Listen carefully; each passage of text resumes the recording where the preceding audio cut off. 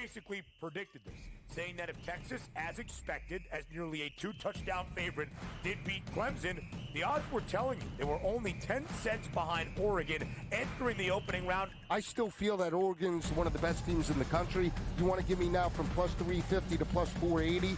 I think it's great value. I think they match up very well against Ohio State. College football today, only on SportsGrid. Right here with you on Pro Football Today on SportsGrid. Odds in motion, trying to see what lines have moved throughout the week. Never felt more comfortable in the set than I do for this year. I'm ready. I'm just getting angry. The hot takes are going to be here all long, people. You don't want them to go 13-0 and then lose the first round of the playoffs. Red. This is their last shot. They don't really have anywhere else to go yet. Hot take. By the time I hit, guess what, Route 33 up here, that ticket's cashing. Only on SportsGrid. I don't like to toot my own horn, and I know that I'm setting myself up for probably disappointment later tonight, but I hope you were with us last week on the Final Five, because we almost swept the board. We had 2 out of 3 on the power play points with Reinhardt and Matthews. We hit the goal scorer line A. We hit the side with Washington. We hit the total with the over in Toronto and Buffalo. So we had a really good Final Five last week, and I'm hoping that we can now ride that wave. Only on SportsGrid. 50 points in a fourth quarter for the Atlanta Hawks. What is going on? It's like circus numbers. What are we doing? And we sound like two old heads complaining. It's a tough watch. It's a tough watch sometimes. I don't mind the shooting. I just know the numbers. When you strictly look at it from the numbers in betting, it's getting really hard to bet. Game time decisions. Only on SportsGrid.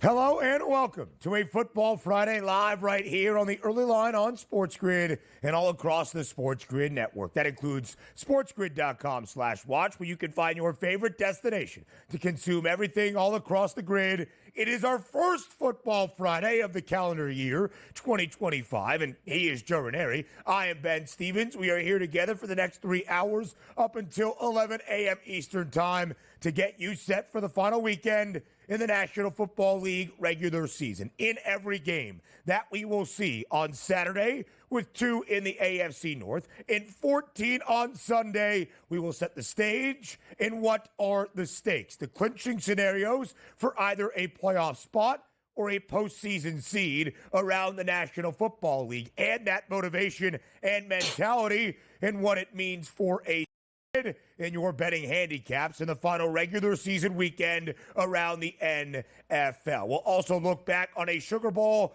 on a Thursday afternoon in the Big Easy between Georgia and Notre Dame in the final spot in the final quarterfinal game of the college football playoff to be determined for the CFB semifinal. Drama in the NBA. What else is new all around the association? Joe, so much to get to here on what is a Football Friday entering the regular season finale weekend in the National Football League. Yeah, and, we're getting a little bit closer to crowning a national champion. So the next couple of weeks, Ben, are going to be huge when it comes to football. Yes, it certainly will be. And last night in New Orleans, in a game that was postponed after the evil and the terror in the early morning hours of New Year's Eve in New Orleans, a 4 p.m. Eastern time kick for the 2-seed Georgia, the champions out of the SEC, in the 7-seed Notre Dame. And Joe, by the time we got to kick yesterday at the Sugar Bowl, I mean it was a pick'em. It was minus 110 on both sides for both the Fighting Irish and the Bulldogs in the hunt for a third national championship in the last 4 years. But Notre Dame was the team coming out on top in New Orleans. The first major bowl victory for the Notre Dame football program in more than 3 decades. A win in the Sugar Bowl and a spot in the college football playoff semifinal. 23-10, the victory for Marcus Freeman and Notre Dame. Third appearance for the Irish in the college football playoff. First win in the CFP. They win outright, Joe. And again, what was an even pick'em by the time we got to kick yesterday in the Big Easy? A total in a defensive affair of 45 and a hook stays well under. Yeah. Well, there was a couple of moments in that game yesterday, Ben, with Notre Dame, where you're going, wow, this certainly doesn't feel and look like the Notre Dame of old, does it? In fact, if you didn't show anybody the jerseys and you just watched them play, you're going, oh, that must be Georgia that's running all over this team and pushing them around and harassing them. No, that was Notre Dame doing it to the University of Georgia, something nobody is used to seeing. Great win for college football as well there, Ben. We will break down every aspect of this game in the Sugar Bowl yesterday in the Big Easy, what it means for the college football playoff in the final four teams that will face off in the semifinal round starting in just 6 days in Miami. But, Joe, to your point, it felt like a different landscape the entirety of this year, a new and historic era in college football where a team like Notre Dame that often would get to this stage, whether it was the college football playoff, the 10-year history of the 4-team era, or the BCS, and falter against the bigger, the better, the stronger, the Southeastern Conference. Not yesterday. It was Notre Dame that out-physicaled the Georgia Bulldogs. We'll break it all down in just a little bit. But some more drama, of course, in the NBA. It has been a saga. Will he be traded? Won't he be traded? That's the disgruntled star in South Beach, Jimmy Butler, with the Miami Heat. And after the Heat lose at home last night to the Indiana Pacers, here's what Jimmy had to say. Quote, I want to see me getting my joy back playing basketball. When asked further, Joe, by a reporter if he could get his joy back on the court in Miami, he said, probably not. It seems only a matter of time before Jimmy Butler is playing for a new team. Yeah, I mean, and anybody that watched him attempt to play last night in that Pacers game, you just saw him hanging out in the corner, just sitting there totally disinterested, could care less. A disinterested Jimmy Butler is absolutely the worst thing for a locker room and an organization. So while he won't make any demands or give him a list of teams he's got to go to, his presence there right now is nothing but a distraction in Miami. And Miami is still 2 games above 500, 17 and 15. It's not like it has been a disastrous or failure of a season in the opening half of this NBA campaign. But Jimmy Butler wants out. Pat Riley has often said, we are not trading Jimmy Butler. We'll see who wins the standoff. The best team right now in the Western Conference, that's the Oklahoma City Thunder. Now 28-5 this year, winners of 13 consecutive regular season games, or games that count to your regular season record. Of course, they did come up short in the NBA Cup final against Milwaukee, but they absolutely paced the LA Clippers last night at home, 116-98. Oklahoma City, Joe, covers as an 11-point home favorite. Again, winners of 13 consecutive games, the longest active streak in the regular season for OKC while playing in Oklahoma. Yeah, the team is they're good, Ben. I'm not sold that they can continue this kind of level all throughout. I mean, we're talking some possible historic numbers if OKC can continue this way. They're good, and reinforcements could very well be coming back over here over the next month or so, but I still have my doubts with this team, as crazy as that sounds. 28-5 straight up, best record out west, only behind the Cleveland Cavaliers for the best mark in all of the NBA. But the reigning NBA champs and still the NBA championship favorites, the Boston Celtics. On the road last night in the Twin Cities against the Timberwolves. Joe, depending on where you got this number throughout Thursday, you either got a cover on one side or a push. Boston wins 118-115 against the T-Wolves, closing as a 3-point road favorite. Yeah, and they were a little shorthanded, Boston, too, but it didn't really matter because they had Jason Tatum dropping 33 with 9 assists and 8 boards here. So, as usual, they have just enough to make life miserable for Minnesota, who is hovering around a 500 mark, and that's exactly what they are. A tight road win in the NBA, not the case in college basketball. A dominant, impressive, and historic victory for Illinois, welcoming Oregon into Big Ten play last night in Eugene.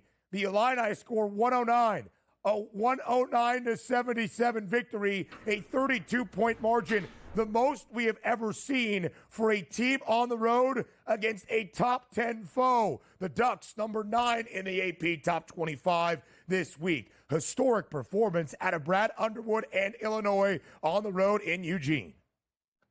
Very hard to beat a team that goes 16 for 29 from three, Ben, and that's what Illinois did last night. And that was all she wrote for Oregon in Oregon. So also pretty impressive to do it on the road.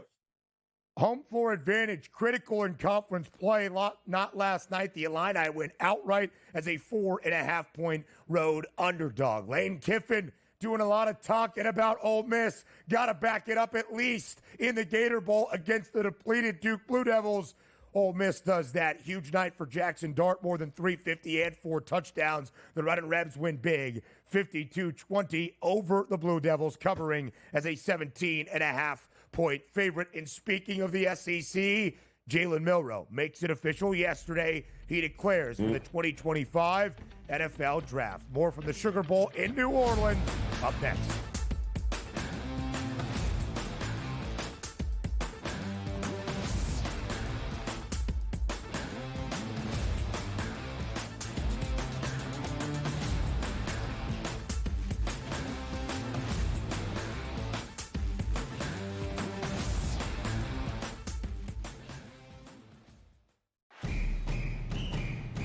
You basically predicted this, saying that if Texas, as expected, as nearly a 2-touchdown favorite, did beat Clemson, the odds were telling you they were only 10 cents behind Oregon entering the opening round. I still feel that Oregon's one of the best teams in the country. You want to give me now from plus 350 to plus 480? I think it's great value. I think they match up very well against Ohio State. College football today, only on SportsGrid. Right here with you on Pro Football Today on SportsGrid. Odds in motion, trying to see what lines have moved throughout the week. Never felt more comfortable in this set than I do for this year. I'm ready. I'm just getting angry. The hot takes are going to be here all You don't want them to go 13-0 and then lose the first round of the playoffs. red. This is their last shot. They don't really have anywhere else to go yet. Hot take. By the time I hit, I guess what, Route 33 up here, that ticket's cashing. Only on SportsGrid. I don't like to toot my own horn, and I know that I'm setting myself up for probably disappointment later tonight, but I hope you were with us last week on the Final Five, because we almost swept the board. We had 2 out of 3 on the power play points with Reinhardt and Matthews. We hit the goal scorer line A. We hit the side with Washington. We hit the total with the over in Toronto and Buffalo. So we had a really good Final Five last week, and I'm hoping that we can now ride that wave. Only on SportsGrid. 50 points in a fourth quarter for the Atlanta Hawks. Like, what is going on? It's like circus numbers. What are we doing? And we sound like 2 old heads complaining. It's a tough watch. It's a tough watch sometimes. I don't mind the shooting. I just know the numbers. Like, when you strictly look at it from the numbers in betting, it's getting really hard to bet. Game time decisions. Only on SportsGrid.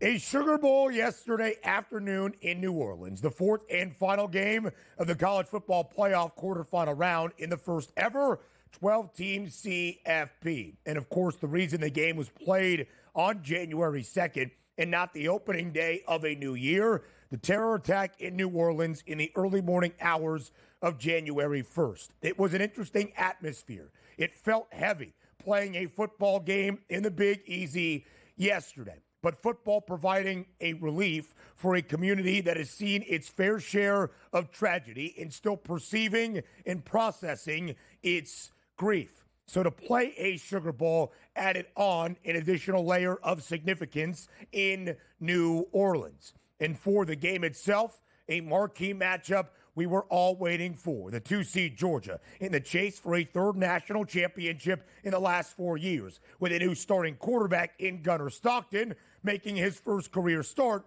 with UGA. And a Notre Dame team led by Marcus Freeman in his third year in the third appearance for the Irish in a college football playoff, looking for its first win in the CFB and a first major bowl victory in 3 decades. And that's what Notre Dame accomplished yesterday in New Orleans. 23-10, beating Georgia at what Georgia has beat basically everybody in college football doing in the last 5 years. Joe, when I say this game was a pick'em, I am not kidding. By the time we got to close yesterday at 4 p.m. Eastern time, it was minus 110, Notre Dame on the money line. It was minus 110 for Georgia on the other side on the money line. The Fighting Irish win outright by 13 in a total of 45 and a hook, stays under. Notre Dame's first major bowl victory in a national perspective since 1993. And because of it, the Irish earn a spot in the college football playoff semifinal against Penn State. Dominant and impressive defensively and on special teams throughout, Notre Dame outlasts Georgia in the Sugar Bowl. Yeah, I mean, it was just so many different narratives and storylines heading into this 4 o'clock kickoff yesterday, Ben, on the East Coast. And I got to tell you, for a couple of hours, that game certainly delivered and certainly gave people at least a brief little time there to be able to take their minds off of the tragedy that happened 24 hours earlier. It was unbelievable the amount of Notre Dame support they had at that place, which was, I mean, it almost looked like it was maybe a Notre Dame home game. And we all know Notre Dame fans travel, and they travel better than just about any fan base. And they were there to watch a different Notre Dame team. And make no mistake, this is not your dad's Notre Dame team here, the 1993-94 Cotton Bowl winner. When that's how far you got to go back with Notre Dame, that'll tell you that everything we saw yesterday, I'm telling you, if you didn't show anybody in uniforms and just watch these guys play, you would have swore Georgia was kicking butt, only it wasn't Georgia. It was Notre Dame. And defensively, offensively, and once again, another team that had an extra week off, Ben, comes out, starts slow, and eventually can't do enough to be able to come back. So that's another narrative we got to dive into at some particular point before next year's tournament, because all those teams were down big before they even knew what to do, and Georgia was just that final chip there that fell. All 4 of the top seeds out of the first ever 12-team college football playoff. The Final 4, all are top at-large teams that hosted an opening round college football playoff game. The 5 seed in Texas, the 6 seed in Penn State, the 7 seed in Notre Dame, and of course the 8 seed Ohio State. Our sweeping reactions to the remainder of the college football playoff and our thoughts on the opening 2 rounds in just a bit. But focusing on this game, Joe, I think what you highlighted there, not your father's or grandfather's Notre Dame team. This was a game that in the last 3 decades, the Irish have not and do not win. A physical, grinded-out football game where the trenches, the line of scrimmage, and physicality are at a premium. This is a game that in the last half-decade in college football, certainly since 2021, Georgia and Kirby Smart dominate. Not yesterday in New Orleans. And, Joe, the advantages on paper were exactly that for Notre Dame. The better defense, both up front and in the secondary, and a better rushing attack than that of the Dogs. But would they finally seize that opportunity? Yesterday, they did. And a lot of intricacies in this football game. Who was the better head coach? Of course, he gave the pedigree to Kirby Smart. I thought Marcus Freeman won the day yesterday in New Orleans. And, Joe, really a minute of game time that had this game swing on its head. Both teams tied at 3 in the final minute of the opening half. Notre Dame driving down the field. Mitch Jeter converts on a 48-yard field goal. Notre Dame then kicks off to Georgia, who, deep in its own territory, in the final 35 seconds or so of the opening half, with a new starting quarterback in Gunnar Stockton, elects to be aggressive. Gunnar Stockton strip sacked. Notre Dame recovers, and on the ensuing offensive drive, really just the very next play, Riley Leonard connects with Bo Collins for a touchdown. The Irish lead 13-3 at the break, and then the ensuing kickoff to start the second half. Notre Dame's Jaden Harrison, 98 yards to the house. 17-point swing in less than a minute of game time, and Notre Dame never looked back. And listen, give Georgia and Stockton credit. 6 minutes into that third quarter, Ben, he did throw the 32-yard touchdown pass. He did. And then they took the next two possessions right into Notre Dame territory. And guess what, though? They went for it on – there's some questionable play calling there, too. But they did have their opportunities in the second half to make this a much closer game in the end, Ben. But ultimately, the defense prevailed. And, Joe, when you think about the punt game yesterday, all three phases might seem like coach speak, but special teams was critical. Yep. We'll detail why on the other side of the break. And, of course, continue to break down what the Sugar Bowl means for the rest of the college football playoff. That's next.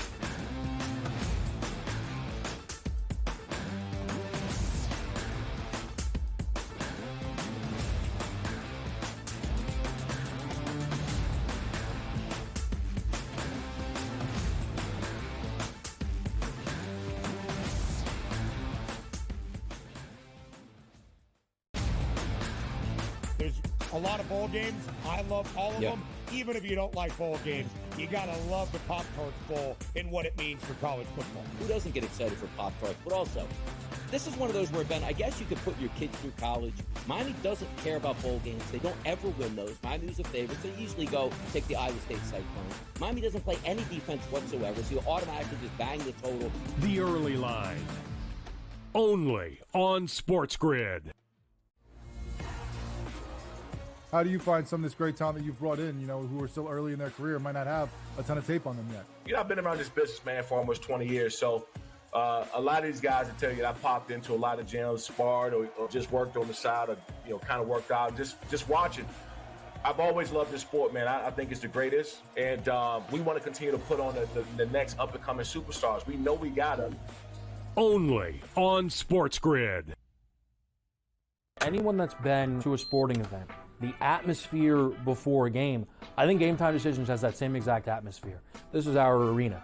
This is what we do. There is going to be an energy to Game Time Decisions that you will feel night in and night out. The excitement you get when you lock your bets in, when you're figuring out what you want to do, we can zone in on the biggest games each night. I want this to be the place that people come to before the games start so they feel as ready as possible to lock in their cards. We are going to hit every single one of those markets that you need to know about. We're going to go through every single thing, and I've got a great team behind me that's going to help me get the job done. There is not going to be a better place, I promise you, than Game Time Decisions to get that new information, react to it, and be able to then bet accordingly. We will have everything at our disposal, and we will use that to our advantage. I'm Kevin Walsh. Tune into Game Time Decisions from 6 to 8 p.m. Eastern on SportsGrid.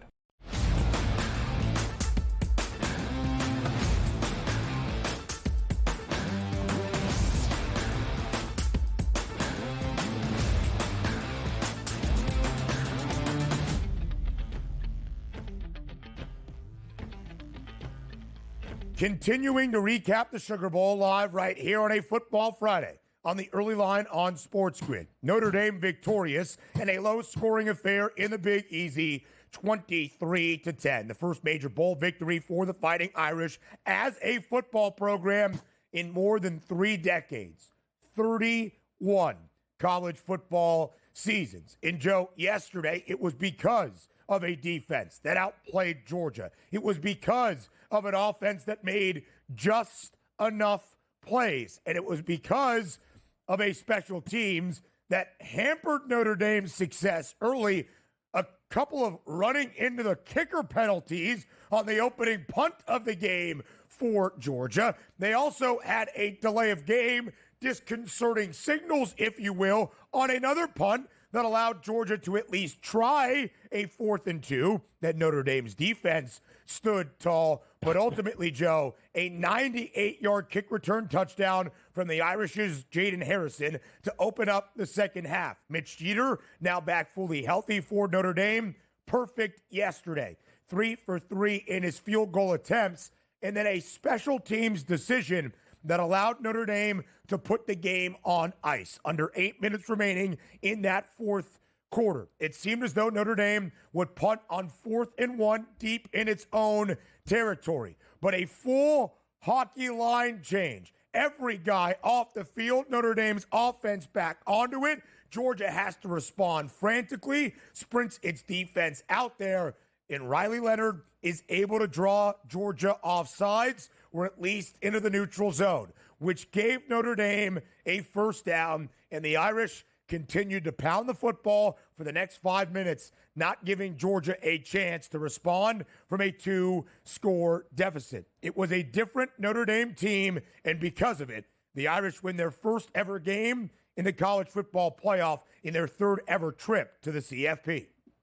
Yeah, listen, and they say defense wins championships, right? I mean, it's as cliche and as old as it comes there, Ben, but the reality is Notre Dame held Georgia to 10 rushing yards in that first half and held them to 2 of 15 on 3rd and 4th down. They had 9 tackles for a loss. They were absolutely relentless on, and quite honestly, man, Stockton, Beck, I don't care who you would have thrown under center.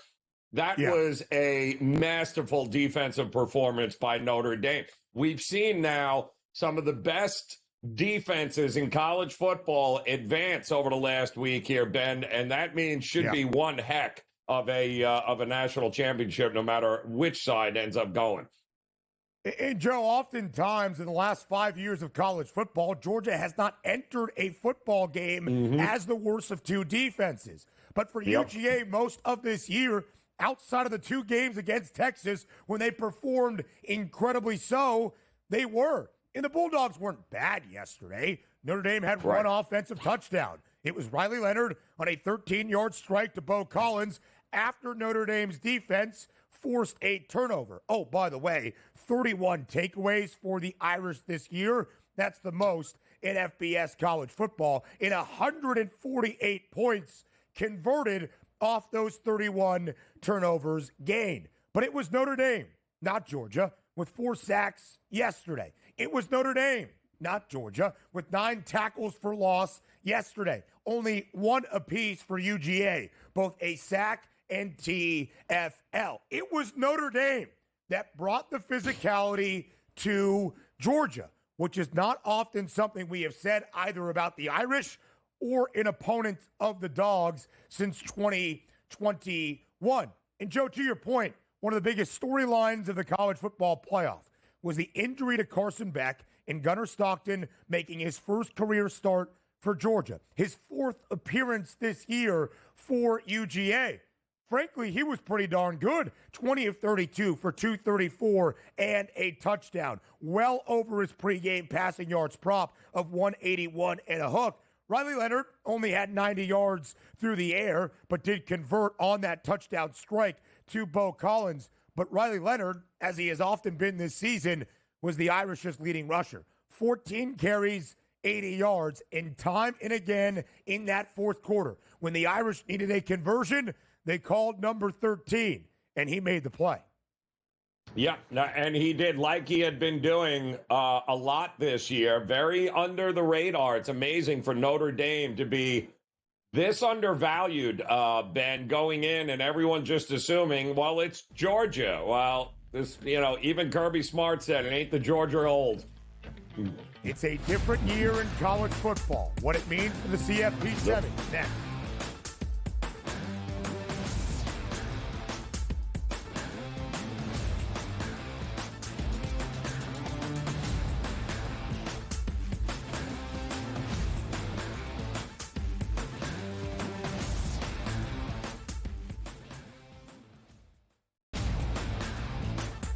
a lot of bowl games. I love all of them. Even if you don't like bowl games, you got to love the Pop-Tarts Bowl and what it means for college football. Who doesn't get excited for Pop-Tarts? But also, this is one of those where, Ben, I guess you could put your kids through college.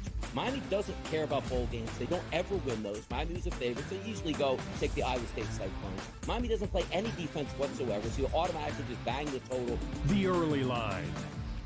Only on SportsGrid.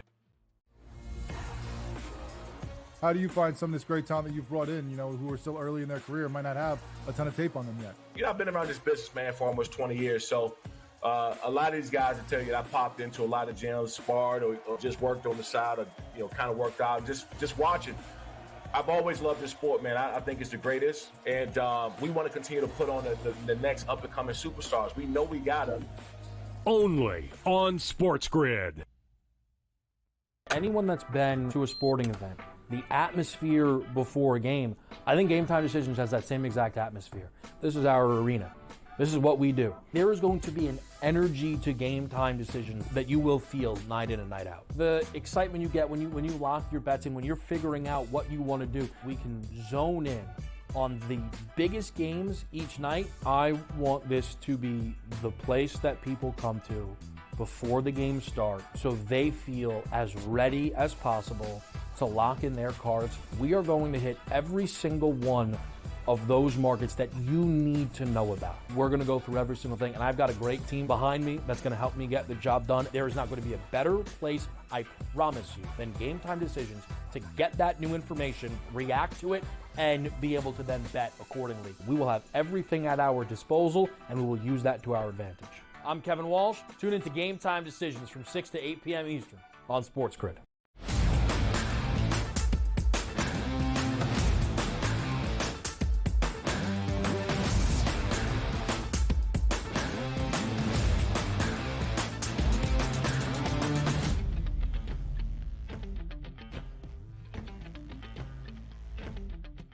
Live right here on the Early Line on this Football Friday. So, Notre Dame victorious in the Sugar Bowl yesterday in New Orleans against Georgia. Some thoughts on the college football playoff format and maybe fixing this structure moving forward in just a matter of moments. But for this year, now in 2025 with the 2024 college football campaign, our Final Four is set. The semifinal round, which begins 6 days from today, a Thursday night in South Florida, in Miami, at the Orange Bowl. Notre Dame, with the victory over UGA, advances to take on Penn State. Exactly 1 week from tonight, in the heart of Texas, it's the Cotton Bowl in Dallas, with the in-state Longhorns taking on Ohio State. Here are the early lines. Joe, we shared yesterday. The winner of yesterday's Sugar Bowl in New Orleans would be a projected early favorite against Penn State, despite the Nittany Lions looking impressive and dominant, covering in each of its first two games in the college football playoff against SMU and Boise State. But this is what we know. Penn State had a favorable path to the semifinal and more than likely would be booked as the underdog. What do you make of the early line for the Orange Bowl on Thursday night in South Florida? I expect kind of what we got there with Georgia. I expect this to be a huge defensive battle here, Ben, because the Nittany Lions defensively are also, to me, one of the top 5 defenses in the country, both against the run and against the pass. They, too, are relentless, and I am looking very forward to both defenses, Notre Dame and Penn State, going up against those offenses and seeing who can stop what. I mean, Penn State bottled up Ashton Genty, 3.5 yards per rush, his worst outing of the season. The defense is what leads Penn State, and I think we can agree, Ben, that what we saw last night from Notre Dame, pretty much the same thing. The defense is what runs that team, and both those defenses are going to play huge parts in helping make the offense maybe just that much better in order to win the game. I think it's going to be a rock fight, but I think it's going to be fun. Two great defenses, two great rushing attacks. You want some Big Ten, old school, hard-nosed football. Yeah. You are going to get it in Miami at the Orange Bowl. Important to note for Notre Dame, of course, in the wake of the tragedy in New Orleans, in the postponement of the Sugar Bowl, the Irish do not have nearly as much time to prepare for the Orange Bowl as Penn State and James Franklin do. Of course, the Nittany Lions already played in the earliest game of the CFB quarterfinal round on New Year's Eve, an additional 2 days of rest and preparation. Will that matter? We shall see. Marcus Freeman facing off against James Franklin. One of those two coaches has to win. It will be the first black head coach in the FBS National Championship game in the history of the sport at this level. That is pretty cool and significant. In our second game, Friday night, exactly 1 week from tonight, Ohio State, a 5.5-point favorite against Texas. This line, as soon as the Rose Bowl came to a close on New Year's Day, Joe, opened at 4.5 on FanDuel. Quickly escalated to 5.5 in favor of the Buckeyes. In some spots, this is nearing a touchdown in favor of Ohio State, despite playing in what could be considered a road game at the Cotton Bowl in Dallas, AT&T Stadium, not the true Cotton Bowl at the Texas State Fairgrounds. Joe, do you think that line is fitting? Might it start to be too large of a margin or distinction between the Buckeyes and Longhorns? Listen, I said it, Ben, on In-Game Live game day when we were covering the Rose Bowl with our friend Cam Stewart, and I said, listen, all this is going to do is make this kind of unmitigated beatdown of Oregon. All this is going to do is make all the value on Texas. That's it. All it's going to, the people are going, recency bias kicks in. Ohio State's unbeatable. That's it. They're the national champions. Everybody is going to run because Texas had to go to double overtime against Arizona State as a 2-touchdown favorite, and Ohio State absolutely smoked Oregon. So now because of that, Ben, Ohio State is the national champion. So keep going with that. But the only way I could look at this game right now with this line, and I wouldn't bet it now because I think it still has room to go, is Texas is where all the value is. All of it. 95% of the money early is on Ohio State. Maybe the biggest public side we are going to see here in the college football playoff semifinal. The Buckeyes are the favorites to win a national championship out of our final four teams at plus 110. Notre Dame, the slight favorite in the Orange Bowl, the second best price at plus 340. But Texas and Penn State, not all that far back, plus 410 for the Longhorns, plus 450 for the Nittany Lions. And Joe, it should be said, as you alluded to early on in our discussion around the college football playoff, you look at these four teams. They were the four at-large teams who did not win a conference crown and yet hosted a college football playoff game, playing their best in the most important time in the biggest of stages this season. All four of the teams that got that opening round bye, including the two power conference champs, Oregon, unbeaten throughout the regular season, and the SEC champs in Georgia, ousted in their only game in the college football playoff. Same for Boise State and Arizona State, who the Sun Devils played in the closest margin we have seen so far in the 12-team era of the college football playoff. But the Sun Devils and the Broncos were both double-digit dogs. It is worth noting that is what the format has dictated for 2024. There is already some conversation they might try to fix the format in the guarantee of opening round buys for the four highest-ranked conference title winners moving forward into the 2025 campaign. But if that is the case, Joe, it would need unanimous support across the board, every single conference that is involved in the college football playoff at the FBS level. We shall see if that ends up being the decision moving forward in college football. Yeah, and already, Greg Sankey there of the SEC, right? Guess what he's doing? And he was doing it all day yesterday at the game, answering questions. Guess what he wants? He wants a change in the format. What a shocker here including giving the seeding to, of course, the highest ranked conference championships, which he said that format was agreed upon before the expansion of the Big Ten and the SEC. Yeah. Okay, but I don't think they can change it before 2026, Ben. So they're going to have to live with it in the SEC. It is what it is. There is some question, Joe, because we know it is very top-heavy in college football. The Big Ten and the SEC, the only two conferences that had 3+ bids to the college football playoff. The ACC had multiple as well. Would the ACC or the Big 12 or any of the Group of 5 leagues agree to the idea that, yes, conference championships can give you an automatic berth to the college football playoff, but not an opening round bye, which, of course, limits the games that you need to play in and win to contend for a national championship. I would argue, and maybe I'm far off, maybe you would talk to Kenny Dillingham or Spencer Danielson or any head coach across the country in a Group of 5 conference. The Big 12, of course, is not. And they would say, no, we'd rather have that time of rest, preparation, and the opening round bye. But I think it's also pretty cool, in one of the unique factors of the college football playoff is on-campus playoff games.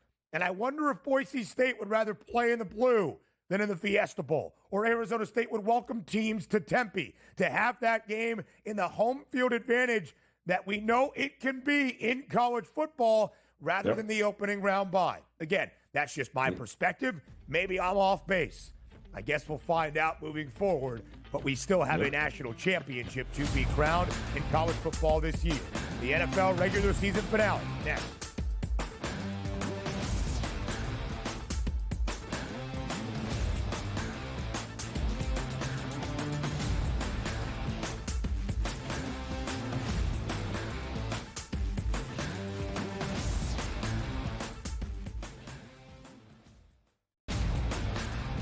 There's a lot of bowl games. I love all of them. Even if you don't like bowl games, you got to love the Pop-Tarts Bowl and what it means for college football. Who doesn't get excited for Pop-Tarts? But also, this is one of those where, Ben, I guess you could put your kids through college. Miami doesn't care about bowl games. They don't ever win those. Miami's a favorite. They usually go take the Iowa State Cyclone. Miami doesn't play any defense whatsoever, so you automatically just bang the total. The Early Line. Only on SportsGrid. How do you find some of this great talent that you've brought in, who are still early in their career, might not have a ton of tape on them yet? I've been around this business, man, for almost 20 years. So a lot of these guys will tell you that I popped into a lot of gyms, sparred, or just worked on the side, or, kind of worked out, just watching. I've always loved this sport, man. I think it's the greatest. And we want to continue to put on the next up-and-coming superstars. We know we got them. Only on SportsGrid. Anyone that's been to a sporting event, the atmosphere before a game, I think Game Time Decisions has that same exact atmosphere. This is our arena.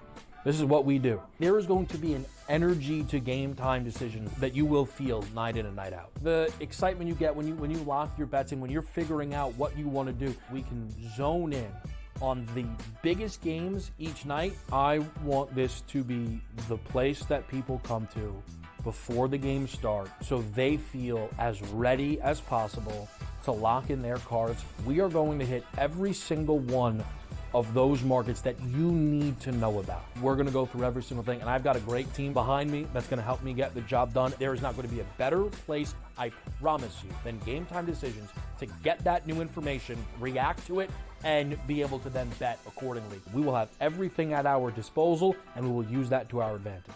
I'm Kevin Walsh. Tune into Game Time Decisions from 6 to 8 p.m. Eastern on SportsGrid.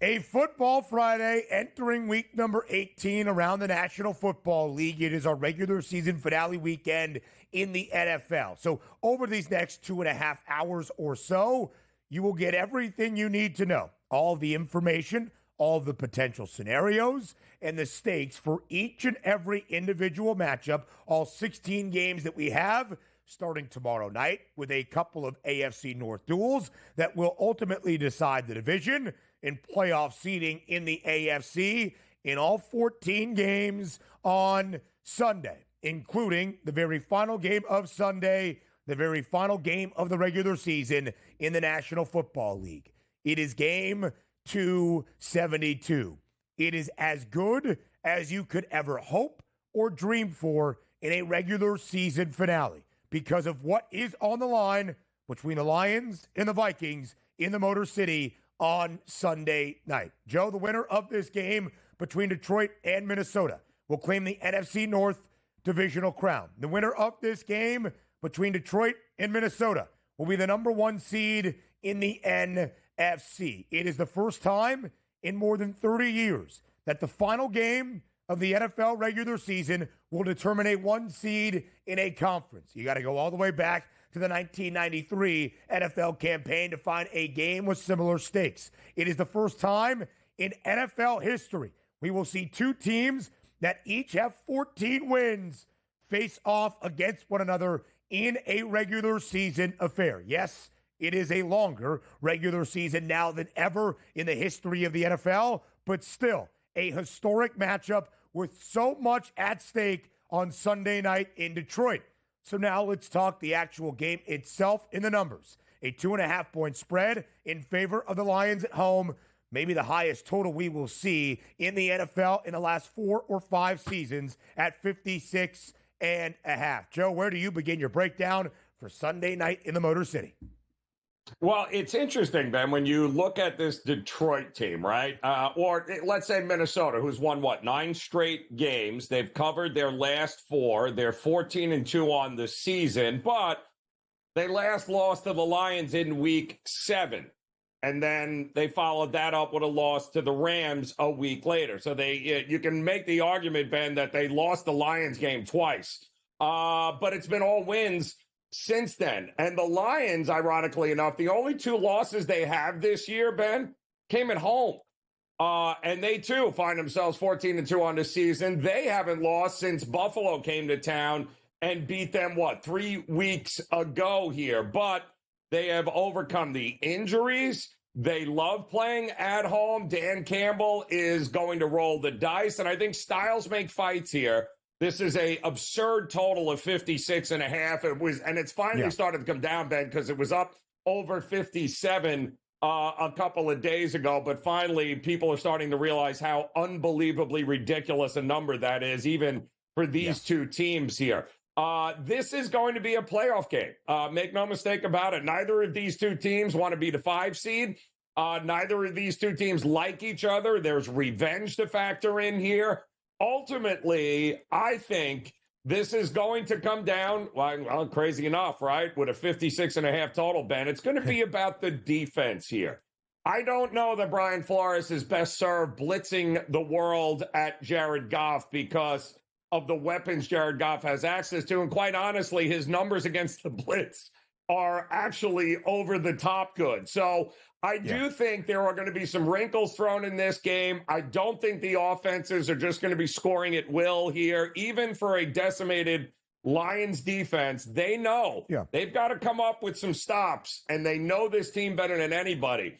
To me, it's only under in this game, 56.5. I am not expecting a wild shootout. This is going to be a playoff game atmosphere, one in which I guess first 1 to 24 will win, Ben. As we were waiting for Monday Night Football, after the Minnesota Vikings beat the Green Bay Packers to set up this monumental matchup in Game 272 in the Motor City last weekend in week number 17, the early projected line had Detroit as a 2.5-point favorite. At home, that's where it still stands in the over-under at 52.5. But then we all saw the Lions go to Santa Clara on Monday, come back to win 40-34, and the line opened up at 57 and a hook for this individual game entering week 18. Joe, Detroit has allowed 31 points or greater in 3 of its last 4 games since those significant defensive injuries started to really pile up. That's an average of 32.5 points per game. That's not great, but the offense in the last 4 has scored at least 34 in all 4 of those games averaging 37.5. The Lions can outscore anybody, and that even means if they allow 30-plus points. But that's not really how they want to win this football game. The Vikings, meanwhile, in where their season has been, Joe, they have been over in all three games against those NFC North teams with double-digit victories. Both times against the Packers, the opening game against Detroit in the Twin Cities back in Week 17. That was 31-21. All three of those games to the over for the Vikings against their NFC North foes that have been good this year featured at least 52 points. But this is slightly unfamiliar territory now for Minnesota, who has not been an underdog because they have been matching expectation since week number 4. Their 3 games this year as a dog, of course, weeks 2 through 4, they won outright. The Lions still 10-5 against the spread as the favored side this season, 48-22 ATS under Dan Campbell, the best cover team in the National Football League. And it does need to be stressed. The winner is the 1 seed. The winner is the champion of the NFC North. The loser is the top wild card team in the 5 spot. What might that mean, Joe, for these teams' outlook entering the postseason as we look at their season numbers? Yeah. Well, it's a big difference, and it's kind of crazy that it's come down to this. The NFL lucky in many aspects that they have a game like this. But don't forget, Ben, both these teams, they're in the playoffs, guys. So they're not really going to lay it all out. There's not that much on the line here, Ben. You got to be in it to win it, and they're both in it. And we'll discuss who that 4 seed could be around the NFC a little bit later on. More on the early line next.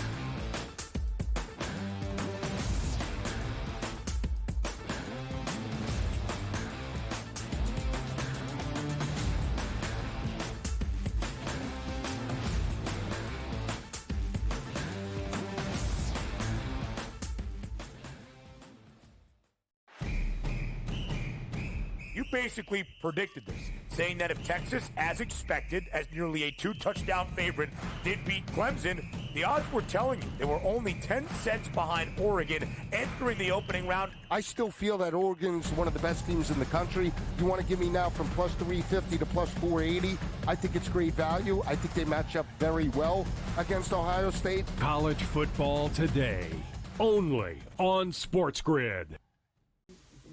Right here with you on Pro Football Today on SportsGrid. Odds in motion, trying to see what lines have moved throughout the week. Never felt more comfortable in this set than I do for this year. I'm ready. I'm just getting angry. The hot takes are going to be here all long. You don't want them to go 13-0 and then lose the first round of the playoffs. Red. Yeah, this is their last shot. They don't really have anywhere else to go yet. Hot take. By the time I hit, I guess what, Route 33 up here, that ticket's cashing. Only on SportsGrid. I don't like to toot my own horn, and I know that I'm setting myself up for probably disappointment later tonight, but I hope you were with us last week on the Final 5 because we almost swept the board. We had 2 out of 3 on the power play points with Reinhardt and Matthews. We hit the goal scorer line A. We hit the side with Washington. We hit the total with the over in Toronto and Buffalo. So we had a really good Final 5 last week, and I'm hoping that we can now ride that wave. Only on SportsGrid. 50 points in a fourth quarter for the Atlanta Hawks. Like, what is going on? It's like circus numbers. What are we doing? And we sound like 2 old heads complaining. It's a tough watch. It's a tough watch sometimes. I don't mind the shooting. I just know the numbers. Like, when you strictly look at it from the numbers in betting, it's getting really hard to bet. Game time decisions. Only on SportsGrid.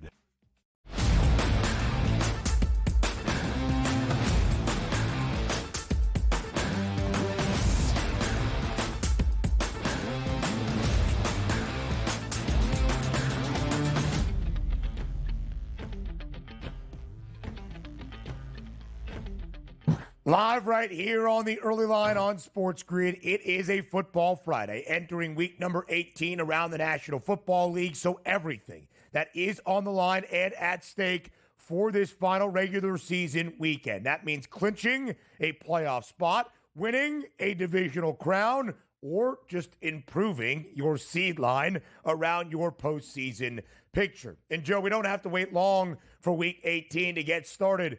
Tomorrow, a doubleheader in the NFL, but specifically the AFC North. First up, it is in Baltimore. The Ravens, a 19.5-point favorite against the Browns. We'll talk about that game in a moment, but it should be shared that if Baltimore wins that game outright, as they are expected to do, and then some, the Ravens clinch the AFC North. It is why the flock is a minus 20,000 favorite to win the division at this moment, which leads us into the Saturday night nightcap to end out the doubleheader in the Steel City between Pittsburgh and Cincinnati.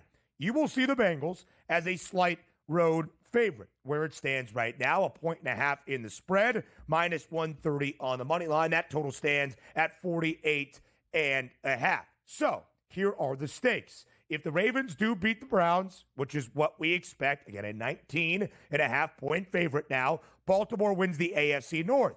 So what does Pittsburgh have to play for then? That would really favor Cincy. Not so fast. Pittsburgh needs to win the game outright to clinch the 5 seed in the AFC and understand it doesn't have to go to Baltimore right away to start off the postseason, but rather a Houston team as the 4 seed that has not had that great of a season, at least based on relative expectation, despite winning the AFC South for a second consecutive year. The Bengals must win tomorrow night to try to earn the 7 seed, that last and final spot in the AFC playoff picture. But since he needs some help, they would need both a Broncos loss to the Chiefs reserves on Sunday afternoon and the Dolphins to go down on the road against the New York Jets in MetLife. So, Joe, understanding the stakes, what do you like tomorrow night in the Steel City? Well, it's fortunate that we get this game tomorrow night because, yes, in all likelihood, the Ravens beat the Browns. They lock up the division, but there is a lot on the line here and at stake for Pittsburgh, especially at home here, Ben. They've already lost 3 in a row. If they lose this game, that's 4 in a row. Not to mention now you're on a 4-game losing streak. You have no confidence in anything you seem to be doing, offense or defensively, and then you got to go play the Ravens. This is not a great situation here. Pittsburgh needs a big effort here. So regardless of what happens in that first game, I expect a big effort, and I expect all hands to be on deck here for the Steelers. Having said that, it's not even Russell Wilson and the offense I'm worried about. The Pittsburgh defense has allowed 90 points in the last 3 games, Ben.